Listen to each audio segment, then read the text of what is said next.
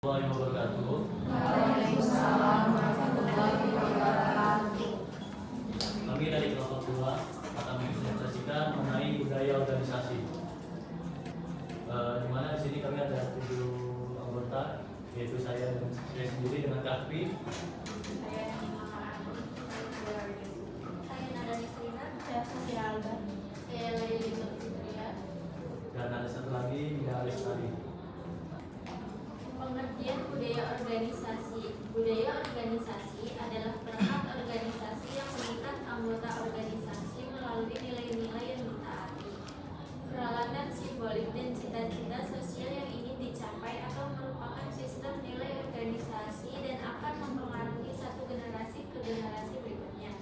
Nilai-nilai, prinsip-prinsip yang dianut dan dipatuhi oleh anggota organisasi, simbol, benda atau tindakan yang memiliki makna khusus bagi organisasi, cita-cita, tujuan dan aspirasi bersama yang ingin dicapai oleh organisasi. Selanjutnya ada faktor pembeda budaya organisasi. Yang pertama, inovasi dan keberanian mengambil resiko. Sejauh mana karyawan didorong untuk berpikir kreatif dan berani mengambil resiko. Yang kedua, perhatian terhadap detail. Sejauh mana karyawan diharapkan untuk teliti dan fokus pada detail. Yang ketiga, orientasi tim. Sejauh mana kegiatan kerja diorganisasikan dalam tim bukan individu. Yang ketiga ada karakteristik budaya organisasi. Karakteristik budaya organisasi terbagi menjadi 4. Yang pertama ada aturan perilaku. Dalam aturan perilaku terdiri dari bahasa, terminologi, dan ritual yang digunakan oleh anggota organisasi. Yang kedua ada norma, standar perilaku yang meliputi petunjuk bagaimana melakukan sesuatu. Kemudian yang ketiga nilai-nilai. Nilai-nilai dominan, nilai utama yang diharapkan dari organisasi untuk dikerjakan oleh para anggota. Kemudian yang terakhir ada filosofi, yaitu kebijakan yang dipercaya organisasi tentang hal-hal yang disukai karyawan dan pelanggan. Berikutnya ada jenis-jenis budaya organisasi. Budaya organisasi dapat dikategorikan menjadi beberapa jenis, masing-masing dengan karakteristik dan pengaruh yang berbeda. Yang pertama ada konsumtif, mendorong kinerja tinggi dan pertumbuhan. Yang kedua ada pasif-agresif, mencari aman dan menghindari ancaman. Yang ketiga ada agresif-defensif, bekerja keras untuk melindungi status dan keamanan. Yang keempat ada birokratis, yaitu terstruktur, teratur dan memiliki regulasi yang jelas. Selanjutnya ada fungsi budaya organisasi. Budaya organisasi memiliki beberapa fungsi penting bagi keberlangsungan dan kesuksesan organisasi. Yang pertama, integrasi internal, menyatukan anggota dan memberikan identitas kolektif. Yang kedua, adaptasi eksternal, membantu organisasi memenuhi tujuan dan beradaptasi dengan lingkungan. Yang ketiga, memperkuat komitmen, membangun kesetiaan anggota terhadap organisasi. Lalu budaya organisasi, mendorong keunggulan kompetitif. Budaya organisasi yang kuat dapat menjadi pembeda dan memberikan keunggulan kompetitif bagi organisasi. Yang pertama, kinerja tinggi. Budaya yang mendukung kinerja tinggi dan inovasi. Yang kedua, keunggulan kompetitif membedakan organisasi dari pesaing. Yang ketiga, loyalitas karyawan, meningkatkan retensi dan komitmen karyawan. Contoh studi kasusnya budaya organisasi. 1. Ketidakpuasan dan protes masyarakat atas kinerja pejabat publik di dalam memberikan pelayanan publik. Kedudukan Provinsi Jawa Barat yang berdekatan dengan ibu kota negara kerap kali mengalami ketegangan dalam penyelenggaraan pemerintahan sebagai akibat dari tarik-menariknya kepentingan pusat di satu sisi dengan kepentingan daerah pada sisi lain.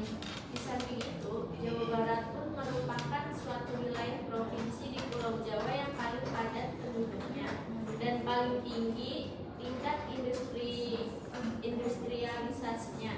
80% industri nasional ada di Jawa Barat.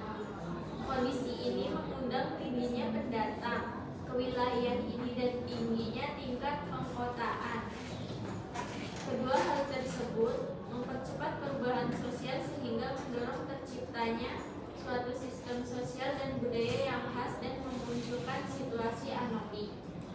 Dalam konteks itu, keterkaitan budaya organisasi terhadap perilaku pejabat publik yang mungkin dihasilkannya baik berupa perilaku presentatif maupun non-presentatif perlu pengujian secara empirik perilaku penjabat publik pada pemerintahan Provinsi Jawa Barat yang bersifat non-presentatif atau tidak berorientasi pada kinerja.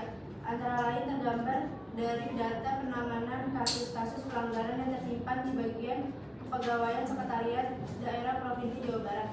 Data tersebut menunjukkan selama periode 2003 sampai 2006 tercatat 27 kasus pelanggaran yang dilakukan oleh pejabat publik. Tingginya jumlah kasus pelanggaran ini mengindikasikan adanya masalah dalam budaya organisasi di lingkungan pemerintah Provinsi Jawa Barat. Budaya organisasi yang tidak mendukung kinerja dan integritas juga menjadi salah satu penyebabnya. Perilaku penjabat publik yang tidak diharapkan merupakan salah satu tindakan sosial yang sifatnya kolektif dan tergolong dalam white collar crime sebagai hasil dari proses interaksi sosial. Istilah ini mencakup berbagai tipe kejahatan seperti pengelapan pajak, penjualan ilegal, penipuan asuransi, pembuatan dan penjualan produk berbahaya dan merusak lingkungan hidup. Perbedaan antara kejahatan kerah putih dengan jenis kejahatan lain terletak pada penggunaan kekuasaan, di mana pelaku kejahatan kerah putih menyalahgunakan kekuasaan yang dimilikinya. Misalnya, ketika menerima suap untuk membuat kebijakan tertentu, suap atau kickback, penggelapan, manipulasi standar harga, dan lain-lain. Indikasi perilaku non-prestatif dari pejabat publik pada pemerintahan Provinsi Jawa Barat juga terjadi di kalangan elit yang memegang jabatan-jabatan tinggi dalam struktur birokrasi. Kasus Lavinggate yang diduga melibatkan para anggota DPRD Provinsi Jawa Barat periode 1949 sampai 2004, gubernur dan sekretaris daerah, atau kasus dugaan korupsi markup pengadaan barang yang diduga melibatkan gubernur. Misalnya menjadi contoh bahwa kasus perilaku pejabat publik yang bersifat non-prestatif. Kasus lain yang terkait dengan pelayanan publik, misalnya indikasi korupsi dalam pengelolaan sampah di Kota Bandung, Kota Cimahi, dan Kabupaten Bandung, yang menyebabkan permasalahan sampah sulit tertangani, bahkan sampai memakan korban jiwa. Kemudian ada cara penanganannya. Hasil pengelolaan data angket menunjukkan bahwa aparat merasa sudah cukup puas bila mereka mampu bekerja sesuai dengan peraturan tanpa merasa perlu memikirkan hasil dan dampak dari pekerjaan mereka terhadap kepentingan masyarakat sebagai customer. Sikap jujur dalam bekerja juga tampaknya belum menjadi nilai yang terlembagakan dalam organisasi. Rutinitas dalam melaksanakan tugas menjadi salah satu penyebab rendahnya kesadaran pegawai untuk bersikap profesional dalam bekerja. Demikian pula ketiadaan sistem reward and punishment yang konkret menjadi penyebab kurangnya motivasi pegawai untuk bekerja secara profesional. Dalam kasus budaya organisasi pada pemerintah Provinsi Jawa Barat, peran pemimpin sebagai fitur pemersatu tampaknya belum benar-benar optimal. Dalam posisi ini, seharusnya pemimpin dapat melembagakan mekanisme atau sistem perilaku yang didasarkan pada norma-norma, nilai-nilai atau proses yang disepakati bersama. Lalu analisis kasus dengan teori budaya organisasi. Perilaku pejabat publik yang tidak diharapkan sebenarnya dapat dibatasi bahkan diatasi bila ada budaya masyarakat yang mampu mengekang perilaku yang tidak diharapkan tersebut. Budaya masyarakat dapat berperan sebagai kontrol sosial terhadap perilaku yang tidak diharapkan. Misalnya melalui pelembagaan budaya kritik terhadap aparat birokrasi pemerintah atau melalui berbagai lembaga kemasyarakatan yang dapat berperan dalam melakukan pemantauan terhadap kinerja birokrasi pemerintahan. Dari kelompok 1, bagaimana budaya organisasi mempengaruhi kinerja karyawan dan produktivitas perusahaan. Menjawab pertanyaan teman Enda. Bagaimana budaya organisasi mempengaruhi kinerja karyawan dan produktivitas perusahaan? Budaya organisasi mempengaruhi kinerja karyawan dan produktivitas perusahaan dalam menciptakan lingkungan kerja yang menentukan sikap, perilaku, dan motivasi karyawan. Budaya yang positif seperti yang menekankan kolaborasi, apresiasi, dan inovasi dapat meningkatkan kepuasan kerja, loyalitas, dan produktivitas. Sebaliknya, budaya yang negatif dapat menyebabkan stres, turnover tinggi, dan penurunan kinerja. Terima kasih. Saya dari kelompok juga bertanya, bagaimana cara memastikan bahwa budaya organisasi yang positif bisa terus berkembang? Saya akan menjawab pertanyaan Dela. Bagaimana cara memastikan budaya organisasi yang positif bisa terus berkembang? Yang pertama, definisikan nilai-nilai perusahaan yang jelas. Mendefinisikan nilai-nilai yang mencerminkan visi misi dan tujuan perusahaan agar semua anggota organisasi memahami apa yang diharapkan dari mereka. Kedua, ciptakan lingkungan kerja yang kondusif untuk pertumbuhan dan kesejahteraan karyawan. Yang ketiga, komunikasi terbuka dan efektif. Memastikan komunikasi yang terbuka dan efektif antara manajemen dan karyawan. Yang keempat, memberikan pengakuan dan penghargaan kepada karyawan untuk memperkuat motivasi dan keterlibatan.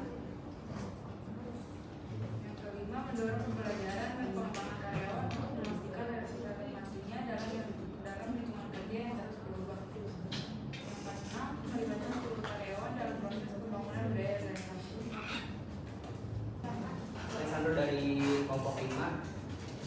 Di sini kan kesimpulannya itu kan budaya organisasi adalah fondasi yang penting bagi setiap organisasi ya. Dengan memahami konsep budaya organisasi, pemimpin dapat menciptakan lingkungan kerja yang positif dan produktif. Itu kesimpulannya. Nah, menurut teman-teman untuk di era saat ini kan banyak banget ya di perusahaan-perusahaan tuh yang bisa dibilang budaya organisasi itu masih terbilang toksik. Nah, kalau menurut teman-teman untuk karyawan yang mengalami hal demikian itu gimana sih cara biar bisa tetap bertahan atau mungkin bisa bersaing, tidak tetap bersaing secara sehat di perusahaan tersebut? Baik, saya akan menjawab pertanyaan yang ketiga, pertanyaan dari Sandro. Pertanyaannya bagaimana cara karyawan tetap bertahan dan menunjang karirnya di dalam perusahaan yang memiliki budaya organisasi yang toksik ya. Jawabannya untuk perusahaannya ya, bagi perusahaan dengan budaya yang toksik itu biasanya perusahaan akan bertahan hanya untuk sementara waktu karena akan mengurangi loyalitas karyawan sehingga perusahaan akan mengalami penurunan. Tapi untuk karyawan kita tentunya harus mencari jalan sendiri agar kita tidak tergerus dengan lingkungan yang toksik tersebut. Ada beberapa cara. Yang pertama dengan meningkatkan keterampilan adaptasi emosional. Terus yang kedua ada berfokus pada pekerjaan sehingga kita dapat mengalihkan pikiran kita dari pikiran-pikiran yang toksik. Kemudian yang ketiga ada menggunakan strategi komunikasi yang tepat. Kemudian yang keempat ada menghindari terlalu banyak keterlibatan dalam politik kantor. Pertanyaannya, bagaimana cara mengatasi perbedaan budaya yang ada dalam suatu organisasi? Baik, saya akan menjawab pertanyaan dari Amel kelompok 4, yaitu bagaimana cara mengatasi perbedaan budaya organisasi yang ada dalam suatu organisasi sehingga suatu organisasi tetap berjalan dengan baik dan mampu mencapai tujuan. Untuk mengatasinya, yaitu yang pertama adakan pelatihan untuk memahami nilai dan kebiasaan beragam. Yang kedua, tetapkan visi dan nilai inklusif untuk tujuan bersama. Yang ketiga, bentuk tim lintas budaya untuk memperkuat kerjasama. Yang keempat, pemimpin harus menjadi teladan dalam menghargai keberagaman. Yang kelima, terapkan kebijakan adil yang menghormati kebutuhan budaya. Yang keenam, sediakan saluran untuk dialog dan penyelesaian konflik. Yang terakhir, pantau dan sesuaikan kebijakan sesuai kebutuhan. Budaya organisasi adalah fondasi yang penting bagi setiap organisasi. Dengan memahami konsep budaya organisasi, pemimpin dapat menciptakan lingkungan kerja yang positif dan produktif. Di mana adanya budaya organisasi ini itu sangat penting.